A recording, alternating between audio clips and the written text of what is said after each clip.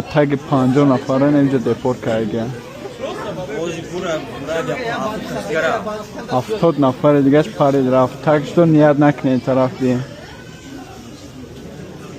اون نیاره و بانان اتسوره.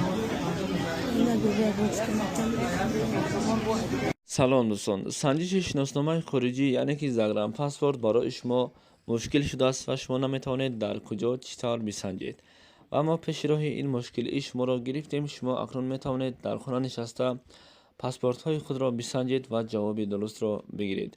تنها با طریق واتساپ با این برادر صحبت کنید. این برادر بر شما چیزی گفت همان کار را بکنید. البته جواب پوره و عمیق به شما روان میکنند و امروزها هم ای کار را رایگان نمی شود کرد، یعنی که اینها حق کاریشان را نیز میگیرند. به شما برای کار.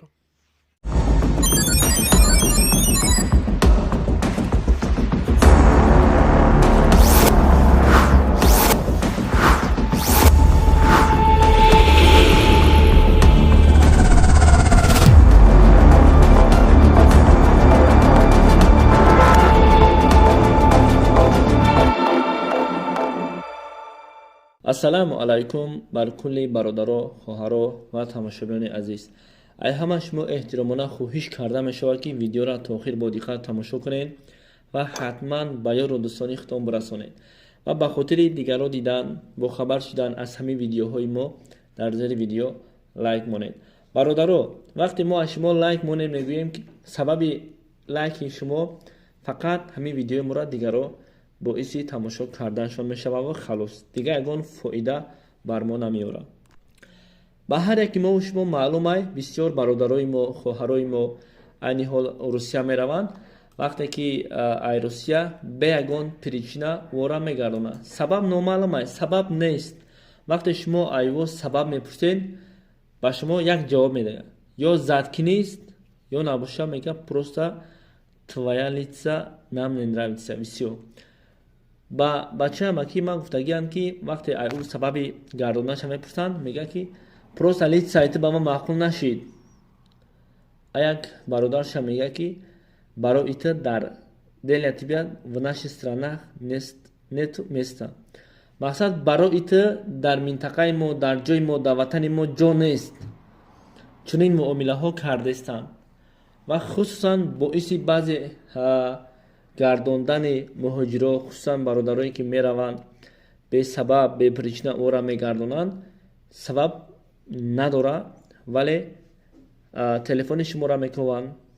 یکی سبب ها تفتیشی تلفن شما های. سبب دیگه просто обращение شما قطعی و معقول نیست. زبانم بدونین میگن تا اقلکی بسیار بد گم میزده. وقتی که زبان نمیدونین برای تو میگن زبان نمیدونین جو نیست. سوال میتونن با سوالات جواب دادن نمیتونین. ایامی صبح کسایی را که گرداندن، وقتی که شما تفتیش کردن پاسپورت دارین، دیگر و دیگر دارین، میتونین در مدتی 3 ماه پس یا که با قانون حاضره 6 ماه پس بسنجین. بسیار برادرها وقتی روسیه میویان پرویر میکنن توزای. وقتی توزای میپرسن میگن کی اومده بودین؟ میگه که یک ماشید، یک نیم ماشید، 2 ماشید تو 3 ماه و 6 ماه نگذره پاسپورتون پرویر نکنید. و کسایی که پاتنت شما انولیر شد و پاتنت کردن نمیتونین حرکت نکنید. وقتی که پاتنت که انولیر شد تا 1 سال شما پاتنت کرده نمیتونین.